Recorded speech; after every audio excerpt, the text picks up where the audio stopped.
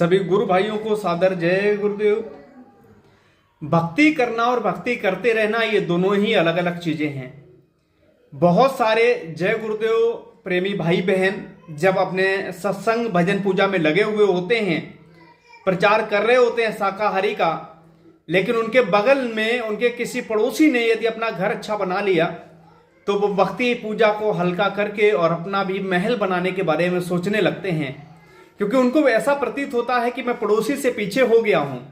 जबकि सही मायने में ऐसा नहीं करना चाहिए। और क्यों नहीं करना चाहिए, सुनिए आज के सत्संग में पूज्य मुखार बिंदु महाराज जी के। हमारी देवी बकरी लेती, हमारी देवी मुर्गी लेती, हमारी सुअर। हिंदू मुसलमान दोनों राह भटक गए। कहा दोनों जने रहिया भुलाई गई ले भाई। नदी किनारे गैया मर गए, मछली चुन चुन खाई। वह मछरिया हिंदू खैले, कहाँ गई हिंदू आई। दोनों जने रहिया बिगाड़ी दहले भाई। नदी किनारे सुअरा मर गए, मछली चुन चुन खाई। वह मछरिया तुर के खैले, कहाँ गई तुरकाई। दोनों जने रहिया बिगाड़ी दहले भाई। आज ये समाज धर्म के नाम पर कहाँ खड़ा है। ऊपर से साइंस और विज्ञान का जोर है। अब आप अपने बेटा बेटी को भी नहीं समझा पाओगे। अगर कहीं सत्संग से भटक थोड़ा सा किनारे गए, ये आपके बेटा बेटी ही अब आपकी शाकाहारी जैकेट का विरोध करेंगे। ये यूनिवर्सिटी में जा रहे हैं, आप तो यूनिवर्सिटी में गए नहीं। आपका जीवन तो जय गुरुदेव मिशन में बीत गया, बोरा बोरी जैकेट पहनते पहनते। अब आप सोच रहे भाई कम से कम बेटा बेटी को तो यूनिवर्सिटी तक भेजा जाए। ये जहां यूनिवर्सिटी में जा रहे वहां माया का जोर है। ऐसी विद्या, ऐसा बाहरी भौतिकी विज्ञान जिसके लिए महात्माओं ने कहा, हे विद्या तू बड़ी अविद्या, संतन की तय कदर न जानी। संतों का विज्ञान तो अंदर का विज्ञान है। जो अंदर में चलेगा वही संतों की महिमा समझेगा। ये बाहर का विज्ञान, बाहर के पढ़े लिखे लोग, कार बन गई, मोटर बन गई, हवाई जहाज बन गया, बड़े बड़े बंदरगाह बन गए, बढ़िया बढ़िया सड़क, बढ़िया बढ़िया स्कूल, बढ़िया बढ़िया कपड़ा, बढ़िया बढ़िया मकान, बढ़िया बढ़िया भोजन। 50 लाख की कार में चले, चंदा मामा तक जहाज जा रहा। अणुबम परमाणु बम बना करके कल मर भी जाओगे, विज्ञान खत्म भी होने वाला। कुछ समझ में नहीं आ सकता है। हे विद्या तू बड़ी अविद्या। इसने मनुष्य के अंदर अहंगता पैदा कर दिया। अहंकार जिसको कहते हैं, अहंकार के बादल छा गए हैं। एक प्राइमरी का मास्टर भी अपने को भगवान से कम नहीं मानता। उससे बात करो जरा आप, 4 गाली आपको सुनाएगा, बेवकूफ बनाएगा रामायण गीता मानने वालों को। प्राइमरी के मास्टर की क्या हैसियत है बताओ आप, काखा गाखा पढ़ने पढ़ाने वाला। लेकिन जरा उससे बात करो शाकाहारी जैकेट बोरा पहनकर, इतना वो ज्ञान झाड़ेगा। अरे रामायण जातिवादी, तुक्कड़ी जातिवादी, कृष्ण राम जातिवादी, रामायण जला दो, गीता जला दो। उसके सामने भगवान भगवान देवी देवता माने कुछ पढ़े लिखे लोग। आज की इस इंटेलेक्चुअल वैज्ञानिक युग में इसी को कहा अति बुद्धिमान जगत के जेनर, विद्या नार के बने गुलाम।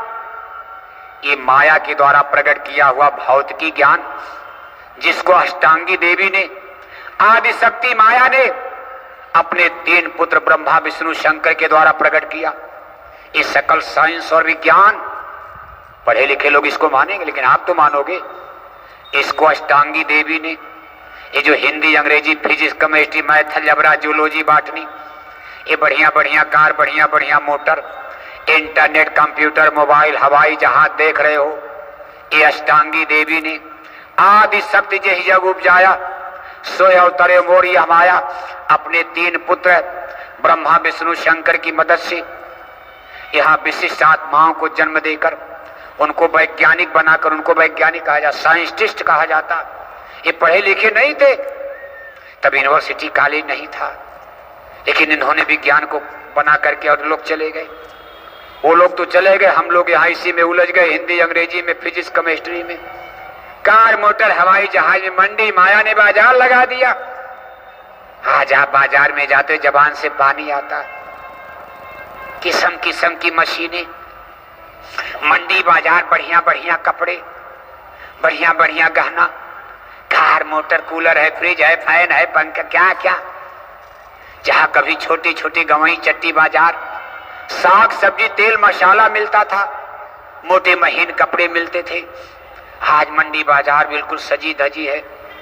उसमें घुसने के बाद निकलने का मौका, जब तक कर्जा ना हो जाए, जब तक कुछ लोन ऊपर ना हो जाए जेब गरम, तब तक आप बाजार खरीदते रहते हो।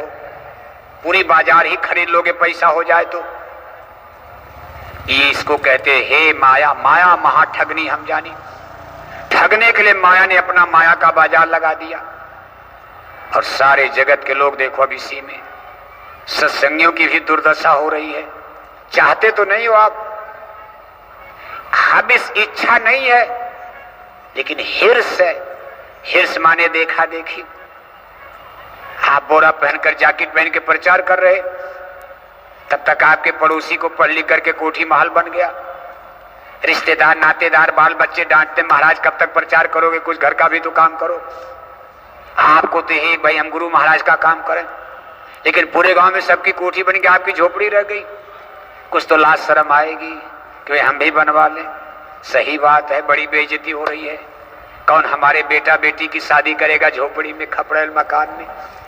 आप भी कुछ सोचोगे बीच, इसको हिर्स कहते, देखा देखी कि हम भी कुछ प्रगति करें, डेवलप करें। और इस बाहर की प्रगति में अंदर की प्रगति, spiritual develop, intellectual develop, physical develop, इस भौतिकी विकास में सबका आध्यात्मिक विकास रुका हुआ है। बने रहिए वीडियो के आखिर तक। सत्संगियों की भी गाड़ी ठप है। आप कहते हो भजन नहीं बनता, क्या भजन बनेगा? सब भौतिक विकास की आशा में लगे हो। सब मथुरा भी आते हो, चंदा चुटकी देकर कोई आशा लेकर आए हो। भजन के लिए नहीं, हमारा भजन बने, पूजा बने, ये बने, बच्चा हो जाए, बच्ची हो जाए, ये मिल जाए, कोठी बन जाए, हवेली मिल जाए, नौकरी मिल जाएगी, चाकरी मिल जाएगी, ये मिल जाएगा, वो मिल जाएगा, कोई न कोई हविस, यानी बाह्य विकास। सबका आध्यात्मिक विकास माया ने ठप कर दिया। इसीलिए कहा हे विद्या तू बड़ी अविद्या, संतन की तय कदर न जानी। गुरु महाराज एक दृष्टांत सुना, गुरु महाराज जमाने का देखो एक दृष्टांत है। गुरु महाराज उन दिनों में, शुरुआती दिनों में, जब चौकी पर बैठकर गांव में गुरु महाराज को बिस्तर भी नहीं मिलता था, चद्दर भी नहीं मिलती थी। एक गांव में बिना लाउड स्पीकर के ऐसे सत्संग सुना रहे, 10-20 लोग गांव के ऐसे बैठे थे सामने। तब तक एक वकील साहब गांव से निकले, सुबह सुबह अदालत यानी कोर्ट कचहरी जा रहे थे। गुरु महाराज उनको सत्संग सुना रहे। वकील साहब पहुंचे तो बड़े जोश के साथ, गुरु जी ठहर जाइए। शुरू में बड़ा विरोध होता था, हम लोगों का भी विरोध हुआ, गुरु महाराज का भी हुआ। वकील साहब ने कहा गुरु जी ठहर जाइए, पहले हमारे प्रश्न का उत्तर दीजिए, तब आप आगे बढ़िए। बहुत विरोध। गुरु महाराज एक बार काशी विद्यापीठ में, वहां हमारे प्रोफेसर लोग सत्संगी थे, उन लोगों ने गुरु महाराज का सत्संग रख दिया। अब यूनिवर्सिटी के बच्चे बड़े बड़े, सतयुग वाली बात उस समय प्रचार में चल रही थी। यूनिवर्सिटी के लड़के गुरु महाराज के मंच पर चढ़ गए, लाउड स्पीकर पकड़ लिया, कहा गुरु जी, गुरु महाराज का लाउड स्पीकर ले लिया। अब लड़के तो भाई लड़के, कौन बोलेगा उनको बताओ, हजारों लड़के, सैकड़ों लड़के, वो यूनिवर्सिटी के काशी विद्यापीठ बनारस। लाउड स्पीकर लेकर कहा गुरु जी आपका सतयुग कब आ रहा है? जब तक तारीख नहीं बताएंगे बोलने नहीं दिया जाएगा। खैर किसी तरह मामला शांत, तो ऐसे उदंडता होती। वकील साहब ने कहा गुरु जी पहले हमारे प्रश्न का उत्तर दीजिए, तब आगे जनता को आप लोग बेवकूफ बनाते रहते हैं। गुरु महाराज ने कहा बच्चा ये अच्छी बात नहीं है, जनता सुन रही, पहले हम इनको सुना लें, इसके बाद आप हर प्रश्न पूछना, हम हर प्रश्न का उत्तर आपको देंगे। बीच में टोकना टाकना ठीक नहीं। लेकिन वकील साहब को तो अपने ज्ञान विद्या का, हे विद्या तू बड़ी अविद्या, संतन की तय कदर न जानी। उनको अपनी विद्या का घमंड चढ़ा हुआ था, अंग्रेजी का। गुरु महाराज बार बार रोक रहे, बार बार नहीं, पहले उत्तर दीजिए, पहले हमारा जवाब दीजिए। तो गुरु महाराज पीछे मुड़कर जोर से डांटे, कहे वकील तुमको अपनी पढ़ाई लिखाई का बड़ा घमंड है, तुम हमको पहली बात बता दो, हमको ये बताओ आज रात में तुम्हारी बीवी ने तुमको चप्पल से क्यों मारा था? अब वकील साहब फक हो गए, चूंकि घटना सही थी। वकील साहब लगे सोचने, गुरुजी को किसने बता दिया? जिस समय मेरी बीवी ने चप्पल से मारा उस समय मेरे कमरे में कोई था नहीं, मेरे बच्चे दूसरे कमरे में सो रहे थे। मैं और मेरी बीवी के अलावा तीसरा तो किसी को पता ही नहीं। मैंने गुरुजी को बताया नहीं। मेरी बीवी नाराज होकर घर में बैठी, यहां आई नहीं। लेकिन गुरुजी को पता कैसे कि आज मेरी बीवी ने मुझको चप्पल से मारा? देखो, बीवी ने चप्पल चला दिया था। पढ़े लिखे समाज में बड़ी दुर्दशा है। अब तो औरतों को बंदूक, पुलिस, इंस्पेक्टर, कलेक्टर बनाकर बंदूक दी जा रही। नहीं ठीक से रहोगे गोली भी मार देंगे, उनके हाथ में बंदूक आ रही। इनको पुलिस, मिलिट्री फोर्स में लाया जा रहा। चप्पल उठा के मार दिया था, फेंक दिया था। वकील साहब कुछ नहीं बोले। बाहर में तो रुतबा झाड़ रहे और घर में बीवी ने चप्पल चला दिया, कुछ नहीं बोल पाए थे। जब गुरु महाराज ने कहा तो वकील चुपचाप वहीं, अब कचहरी उचारी भूल गए, वहीं बैठ गए और गुरु महाराज सत्संग सुनाना शुरू कर दिए। जब सत्संग खत्म हो गया, सब लोग दाएं बाएं हो लिए और गुरु वकील साहब बैठे हैं। गुरु महाराज ने कहा, बोलो वकील साहब, अब आप अपना हर प्रश्न करो, हम एक एक प्रश्न का आपका उत्तर देंगे। वकील साहब ने कहा, गुरु जी हमारा सब प्रश्न खत्म हो गया, कोई प्रश्न नहीं है, एक प्रश्न केवल है कि ये बात आपको किसने बता दिया? मेरी बीवी वाली, मेरी बीवी ने मुझको चप्पल से मारा, ये बात आप तक आई कैसे? आपने जाना कैसे? तब गुरु महाराज ने कहा, वकील ये संतों का साइंस ऑफ सोल है, ये अध्यात्मवाद अंदर का भी ज्ञान है और आप पढ़े लिखे लोग बाहर का ज्ञान में फंसे रहते हो। अंदर चलो, ये अंदर का ज्ञान है। गुरु महाराज ने कहा, वकील मैं तो यहां तक बचा सकता हूं, इस समय तुम्हारी बीवी क्या करे तुम जान रहे हो? वकील साहब ने कहा, गुरुजी मैं यहां से कैसे देख सकता मेरी बीवी क्या कर रही? गुरु महाराज ने कहा, मैं देख रहा हूं यहीं से। इस समय तुम्हारी बीवी अब किचन में गई है, रोटी बना रही है। वकील साहब ने कहा, गुरु महाराज सही बात होगी, जब मैं आया तो नाराज होकर बैठी थी, आज मुझको रोटी भी नहीं दिया, मैं भूखे जा रहा हूं। मेरे आने के बाद चोरी चोरी बना के खाएगी, बच्चों को खिलाएगी, लेकिन मैं तो भूखे कचहरी जा रहा।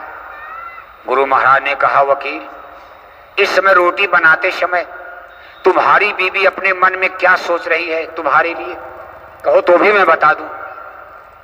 वकील साहब ने कहा, ना ना ना, अरे गुरु महाराज वो तो यही सोच रही कि भगवान उधर मर जाए, ऐसे आदमी का मुंह देखना पाप लौट के न आवे। अगर आप उसके मन वाली बता दोगे तो मेरी बीवी से जीवन भर झगड़ा हो जाएगा, वो मेरे मरने के लिए सोच रही होगी। गुरु महाराज जैसे दुनिया चल रही पर्दे में चलने दीजिए। गुरु महाराज ने कहा, ना ना, मैं मन की भी बता सकता हूं। ये संतों का भी ज्ञान, अंदर का भी ज्ञान है, बाहर के विज्ञान की मशीन नहीं है। यदि आज का सत्संग वीडियो आपको पसंद आया है तो हमारे वीडियो को लाइक करें, हमारे चैनल को सब्सक्राइब करें ताकि और भी वीडियोज आप सभी लोगों को सत्संग से जुड़े हुए मिल सकें। बहुत बहुत धन्यवाद।